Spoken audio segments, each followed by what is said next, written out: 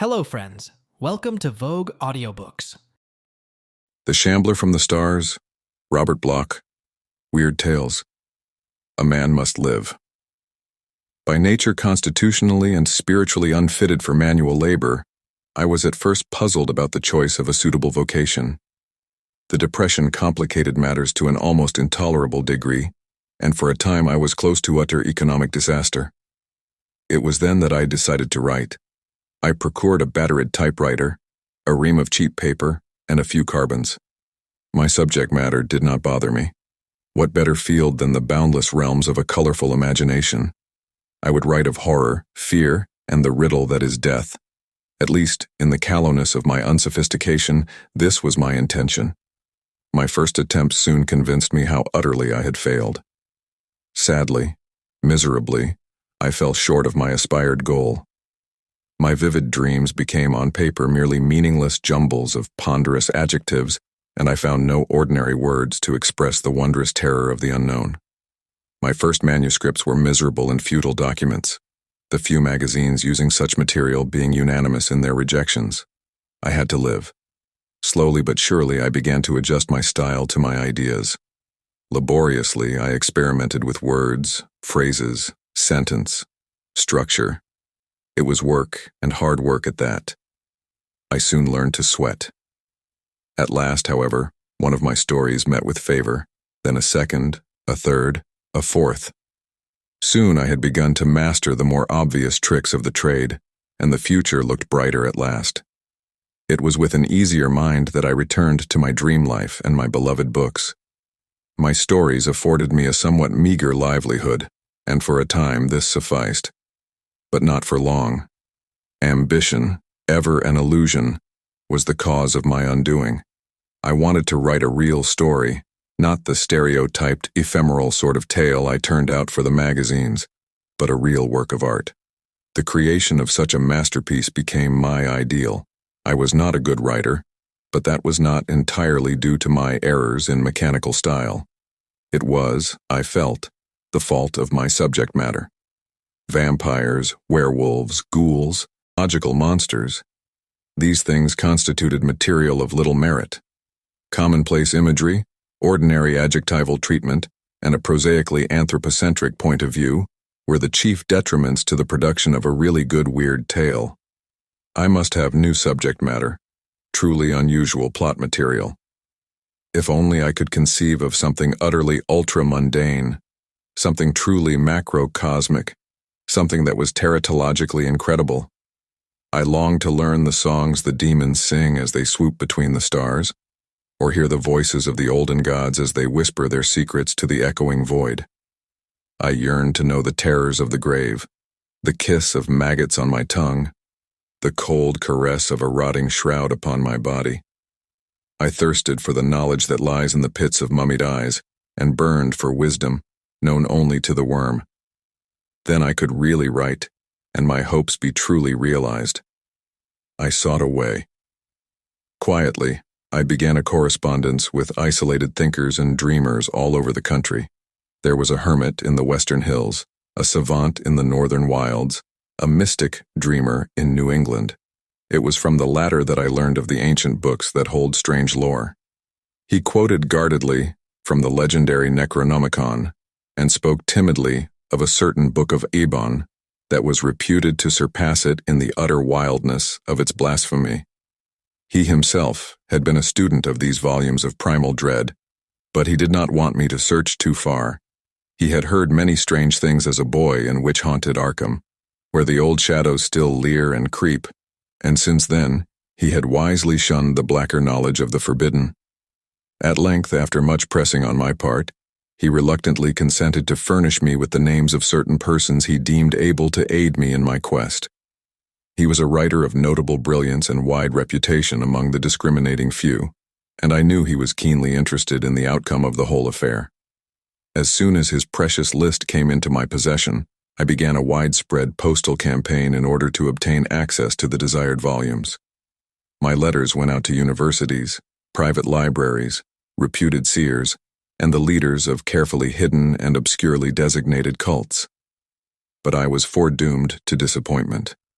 The replies I received were definitely unfriendly, almost hostile. Evidently, the rumored possessors of such lore were angered that their secret should be thus unveiled by a prying stranger. I was subsequently the recipient of several anonymous threats through the mails, and I had one very alarming phone call. This did not bother me nearly so much as the disappointing realization that my endeavors had failed. Denials, evasions, refusals, threats. These would not aid me. I must look elsewhere. The bookstores. Perhaps on some musty and forgotten shelf I might discover what I sought. Then began an interminable crusade. I learned to bear my numerous disappointments with unflinching calm. Nobody in the common run of shops seemed ever to have heard of the frightful Necronomicon, the evil book of Eibon, or the disquieting Culte de Ghoul. Milwaukee was barren ground. Chicago became my next hunting place. I made the trip, planning to spend a week there. Instead, I was forced to remain in that city for well over a month. Never have I seen so many bookstores. Persistence brings results. In a little old shop on South Dearborn Street, amidst dusty shelves seemingly forgotten by time, I came to the end of my search. There, securely wedged between 2 century-old editions of Shakespeare, stood a great black volume with iron facings. Upon it, in hand-engraved lettering, was the inscription, De Vermis My Stems, or Mysteries of the Worm. The proprietor could not tell how it had come into his possession. Years before, perhaps, it had been included in some second-hand job lot. He was obviously unaware of its nature, for I purchased it with a $1 bill. He wrapped the ponderous thing for me, well pleased at this unexpected sale, and bade me a very satisfied good day. I left hurriedly, the precious prize under my arm. What a find. I had heard of this book before. Ludwig Prynne was its author. He who had perished at the inquisitorial stake in Brussels when the witchcraft trials were at their height. A strange character, alchemist, necromancer, reputed mage. He boasted of having attained a miraculous age when he at last suffered a fiery immolation at the hands of the secular arm. He was said to have proclaimed himself the sole survivor of the ill-fated Ninth Crusade, exhibiting as proof certain musty documents of attestation. It is true that a certain Ludwig Prynne was numbered among the gentlemen retainers of Montserrat in the olden chronicles, but the incredulous branded Ludwig is a crack-brained impostor. Though perchance a lineal descendant of the original warrior, Ludwig attributed his sorcerous learning to the years he had spent as a captive among the wizards and wonder-workers of Syria, and glibly, he spoke of encounters with the jinns and efreets of elder Eastern myth. He is known to have spent some time in Egypt, and there are legends among the Libyan dervishes concerning the old seer's deeds in Alexandria. At any rate, his declining days were spent in the Flemish lowland country of his birth, where he resided, appropriately enough, in the ruins of a pre-Roman tomb that stood in the forest near Brussels. Ludwig was reputed to have dwelt there amidst a swarm of familiars and fearsomely invoked conjurations. Manuscripts still extant speak of him guardedly as being attended by invisible companions and star-sent servants. Peasants shunned the forest by night, for they did not like certain noises that resounded to the moon, and they most certainly were not anxious to see what worshipped at the old pagan altars that stood crumbling in certain of the darker glens. For years, the old thaumaturgist was infamously notorious throughout the countryside, and many a pilgrim came to him for prophecies, horoscopes, and the dubious service of his potions, philters, and talismans. There are a few surviving accounts which speak cautiously of his sepulchral dwelling place, the Saracenic relics, and the invisible servitors he had summoned from afar. There is a curiously uniform reticence on the part of these chroniclers when it comes to describing these servitors in detail, but all agree that the terrible old man was gifted with baleful and unholy powers. Be that as it may, these creatures that he commanded were never seen after Prynne's capture by the inquisitorial minions. Searching soldiers found the tomb entirely deserted, though it was thoroughly ransacked before its destruction. The supernatural entities, the unusual instruments, the obscure herds and compounds, all had most curiously vanished. A search of the forbidding woods and a timorous examination of the strange altars did not add to the information. There were fresh bloodstains on the altars and fresh bloodstains on the rack, too, before the questioning of Prynne was finished. A series of particularly atrocious tortures failed to elicit any further disclosures from the silent wizard, and at length the weary interrogators ceased and cast the aged sorcerer into a dungeon. It was in prison while awaiting trial that he penned the morbid, horror-hinting lines of De Vermi Mysteri, known today as Mysteries of the Worm. How it was ever smuggled through the alert guards is a mystery in itself, but a year after his death it saw print in Cologne. It was immediately suppressed, but a few copies had already been privately distributed. These in turn were transcribed, and although there was a later censored and deleted printing, only the Latin original is accepted as genuine. Throughout the centuries, a few of the elect have read and pondered on its secret. The secrets of the old archimage are known today only to the initiated, and they discourage all attempts to spread their fame, for certain very definite reasons. This, in brief, was what I knew of the volume's history at the time it came into my possession. As a collector's item alone, the book was a phenomenal find, but on its contents I could pass no judgment. It was in Latin. Since I can speak or translate only a few words of that learned tongue, I was confronted by a barrier as soon as I opened the musty pages.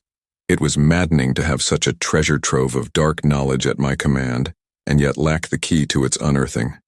For a moment I despaired, since I was unwilling to approach any local classical or Latin scholar in connection with so hideous and blasphemous a text. Then came an inspiration. Why not take it east and seek the aid of my friend? He was a student of the classics, and would be less likely to be shocked by the horrors of Prynne's baleful revelations. Accordingly, I addressed a hasty letter to him, and shortly thereafter received my reply. He would be glad to assist me. I must by all means come at once. Providence is a lovely town. My friend's house was ancient and quaintly Georgian. The first floor was a gem of colonial atmosphere. The second, beneath antique gables that shadowed the enormous window, served as a workroom for my host. It was here that we pondered that grim, eventful night last April, here beside the open window that overlooked the azure sea. It was a moonless night, haggard and wan with a fog that filled the darkness with bat-like shadows. In my mind's eye, I can see it still. The tiny lamp-lit room with the big table and the high-backed chairs. The bookcases bordering the walls. The manuscripts stacked in special files. My friend and I sat at the table, the volume of mystery before us. His lean profile threw a disturbing shadow on the wall, and his waxen face was furtive in the pale light. There was an inexplicable air of portentous revelation quite disturbing in its potency. I sensed the presence of secrets waiting to be revealed. My companion detected it too. Long years of occult experience had sharpened his intuition to an uncanny degree. It was not cold that made him tremble as he sat there in his chair. It was not fever that caused his eyes to flame like jewel-encamed fires. He knew, even before he opened that accursed tome, that it was evil. The musty scent that rose from those antique pages carried with it the reek of the tomb. The faded leaves were maggoty at the edges, and rats had gnawed the leather. Rats which perchance had a ghastlier food for common fare. I had told my friend the volume's history that afternoon, and had unwrapped it in his presence. Then he had seemed willing and eager to begin an immediate translation. Now he demurred. It was not wise, he insisted. This was evil knowledge. Who could say what demon-dreaded lore these pages might contain, or what ills befall the ignorant one who sought to tamper with their contents? It is not good to learn too much, and men had died for exercising the rotted wisdom that these leaves contained. He begged me to abandon the quest while the book was still unopened, and to seek my inspiration in saner things. I was a fool. Hastily, I overruled his objections with vain and empty words. I was not afraid. Let us at least gaze into the contents of our prize. I began to turn the pages. The result was disappointing. It was an ordinary-looking volume after all. Yellow, crumbling leaves set with heavy black-lettered Latin texts. That was all. No illustrations, no alarming designs. My friend could no longer resist the allurement of such a rare bibliophilic treat. In a moment, he was peering intently over my shoulder, occasionally muttering snatches of Latin phrasing. Enthusiasm mastered him at last. Seizing the precious tome in both hands, he seated himself near the window and began reading paragraphs at random, occasionally translating them into English. His eyes gleamed with a feral light. His cadaverous profile grew intent as he pored over the moldering runes. Sentences thundered in fearsome litany, then faded into tones below a whisper as his voice became as soft as a viper's hiss. I caught only a few phrases now, for in his introspection he seemed to have forgotten me. He was reading of spells and enchantments. I recall allusions to such gods of divination as Father Yig, Dark Han, and serpent-bearded Biotis. I shuddered, for I knew these names of old, but I would have shuddered more had I known what was yet to come. It came quickly. Suddenly he turned to me in great agitation, and his excited voice was shrill. He asked me if I remembered the legends of Prin sorcery, and the tales of the invisible servants he commanded from the stars. I assented, little understanding the cause of his sudden frenzy. Then he told me the reason. Here, under a chapter on familiars, he had found an orison or spell, perhaps the very one Prin had used to call upon his unseen servitors from beyond the stars. Let me listen while he read. I sat there dully, like a stupid, uncomprehending fool. Why did I not scream, try to escape, or tear that monstrous manuscript from his hands? Instead, I sat there while my friend, in a voice cracked with unnatural excitement, read in Latin a long and sonorously sinister invocation. Tibi, magnum lenominandum, signa stellarum nigrarum et bujaniformis, sado, quasigillum. The croaking ritual proceeded, then rose on wings of nighted, hideous horror. It stabbed my soul with exquisite pain, even though I did not understand. The words seemed to writhe like flames in the air, burning into my brain. The thundering tones seemed to echo into infinity, beyond the farthermost star. They seemed to pass into primal and undimensioned gates, to seek out a listener there, and summon him to earth. Was it all an illusion? I did not pause to ponder, for that unwitting summons was answered. Scarcely had my companion's voice died away in that little room before the terror came. The room turned cold. A sudden wind shrieked in through the open window. A wind that was not of earth. It bore an evil bleating from afar, and at the sound my friend's face became a pale white mask of newly awakened fear. Then there was a crunching at the walls, and the window ledge buckled before my staring eyes. From out of the nothingness beyond that opening came a sudden burst of lubricious laughter, a hysterical cackling born of utter madness. It rose to the grinning quintessence of all horror, without mouth to give it birth. The rest happened with startling swiftness. All at once my friend began to scream as he stood by the window, scream and claw wildly at empty air. In the lamplight I saw his features contort into a grimace of insane agony. A moment later, his body rose unsupported from the floor and began to bend outward to a back-breaking degree. A second later, came the sickening grind of broken bones. His form now hung in mid-air, the eyes glazed, and the hands clutching convulsively as if at something unseen. Once again there came the sound of maniacal tittering, but this time it came from within the room. The stars rocked in red anguish, the cold wind gibbered in my ears. I crouched in my chair, my eyes riveted on that astounding scene in the corner. My friend was shrieking now, his screams blended with that gleeful, atrocious laughter from the empty air. His sagging body, dangling in space, bent backward once again as blood spurted from the torn neck, spraying like a ruby fountain. That blood never reached the floor. It stopped in midair as the laughter ceased, and a loathsome sucking noise took its place. With a new and accelerated horror, I realized that blood was being drained to feed the invisible entity from beyond. What creature of space had been so suddenly and unwittingly invoked? What was that vampiric monstrosity I could not see? Even now a hideous metamorphosis was taking place. The body of my companion became shrunken, wizened, lifeless. At length it dropped to the floor and lay nauseatingly still. But in midair another and a ghastlier change was taking place. A reddish glow filled the corner by the window, a bloody glow. Slowly but surely the dim outlines of a presence came into view, the blood-filled outlines of that unseen Shambler from the stars. It was red and dripping, an immensity of pulsing, moving jelly, a scarlet blob with myriad tentacular trunks that waved and waved. There were suckers on the tips of the appendages, and these were opening and closing with ghoulish lust. The thing was bloated and obscene, a headless, faceless, eyeless bulk with the ravenous maw and titanic talons of a star-born monster. The human blood on which it had fed revealed the hitherto invisible outlines of the feaster. It was not a sight for sane eyes to see. Fortunately for my reason, the creature did not linger. Spurning the dead and flabby, corpse-like thing on the floor, it purposely seized the dreadful volume, with one slimy, sinuous feeler and Shambler swiftly to the window, then squeezed its rubbery, viscous body through the opening. There it disappeared, and I heard its far-off, derisive laughter floating on the wings of the wind as it receded into the gulfs from whence it had come. That was all. I was left alone in the room with the limp and lifeless body at my feet. The book was gone, but there were bloody prints upon the wall, bloody swaths upon the floor, and the face of my poor friend was a bloody death's head leering up at the stars. For a long time I sat alone in silence before I set on fire that room and all it contained.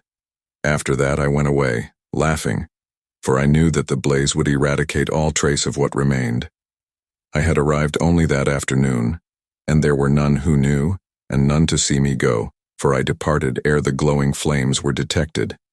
I stumbled for hours through the twisted streets, and quaked with renewed and idiotic laughter, as I looked up at the burning, ever-gloating stars that eyed me furtively through wreaths of haunted fog. After a long while I became calm enough to board a train. I have been calm throughout the long journey home, and calm throughout the penning of this screed.